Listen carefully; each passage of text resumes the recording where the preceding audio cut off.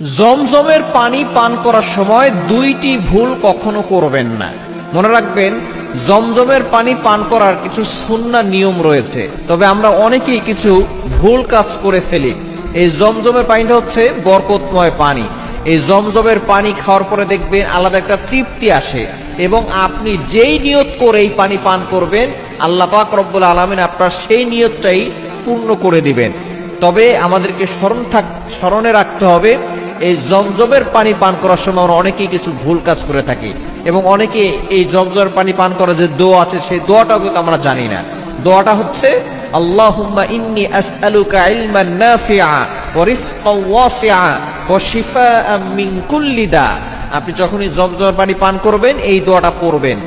আপনি এক নাম্বার আমরা যে ভুল কাজটা করে থাকি সেটা হচ্ছে আমরা অনেকেই এটা বসে পানি পান করি। এটা বসে পানি পান করবেন না, এটা দাঁড়িয়ে পান করবেন। নবী সাল্লাল্লাহু আলাইহি ওয়াসাল্লাম জমজমের পানি দাঁড়িয়ে পান করেছেন। কেন করেছেন? এটা আদব রক্ষা করার জন্য।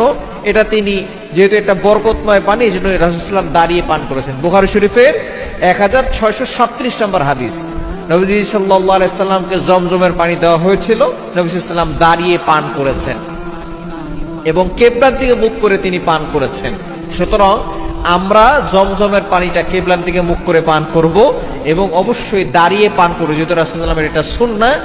এবং আমরা অবশ্যই একটা দোয়া পড়ব। দোয়াটা হচ্ছে আল্লাহুম্মা ইন্নী আসআলুকা ইলমান নাফিআ ওয়া রিজকান ওয়াসিআ ওয়া শিফাআম মিন কুল্লি দা। এই ছোট্ট দোয়াটা পড়লে আল্লাহ পাক রব্বুল আলামিন এই দোয়ার বদৌলতে আল্লাহ তাআলা আপনাকে উপকারী জ্ঞান দান করবেন, এবং আল্লাহ তাআলা আপনার রিজিকে প্রশস্ততা দিবেন, এবং আল্লাহ পাক রব্বুল আলামিন আপনার সকল রোগ ভালো করে দিবেন। এবং দ্বিতীয় নাম্বার হচ্ছে আপনি কোনো নিয়ত না করে এই পানি পান করবেন না। কেননা জমজমের পানি আপনি যেই নিয়ত করে পান করবেন আল্লাহ তাআলা সেই নিয়তটাই পূরণ করে দিবেন। জমজমের পানিটা হচ্ছে এতটা বরকতময় পানি, আপনি যেই নিয়ত করে পান করবেন। আপনি অসুস্থ আছেন, আপনি জমজমের পানি পান করার সময় দাঁড়িয়ে কিবলার দিকে মুখ করে বলবেন আল্লাহ আমাকে সুস্থ করে দাও। এটা বলে আপনি পানি পান করবেন, দেখবেন আল্লাহ তাআলা আপনাকে শিফা দান করবেন। আপনি বিপদে আছেন, আপনি জমজমের পানি পান করার আগে বলবেন আল্লাহ আমাকে বিপদ থেকে উদ্ধার করো, দেখবেন আল্লাহ তাআলা আপনাকে বিপদ থেকে উদ্ধার করবেন। সুতরাং এই পানি যেই নিয়তে পান করবেন সেই নিয়তটা আল্লাহ তাআলা পূরণ করে দিবেন। এই জন্য অবশ্যই আমরা এই যে সুন্নাহ নিয়মগুলো আছে সেই নিয়মগুলো মেনেই।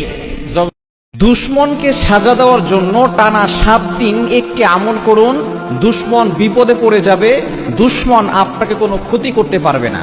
আমাদের আশেপাশে অনেক দুশমন এমন আছে যারা আমাদেরকে ক্ষতি করার চেষ্টা করে। মনে রাখবেন, আপনি যত ভালো হবেন আপনার দুশমন তত বেশি হবে। নবীজি সাল্লাল্লাহু আলাইহি ওয়াসাল্লামের মতো এত শ্রেষ্ঠ মহামানব পৃথিবীতে আর কোনোদিন আসেও নাই, আসবেও না। তিনি এত ভালো নবী ছিলেন, তারপরও তার দুশমন ছিল।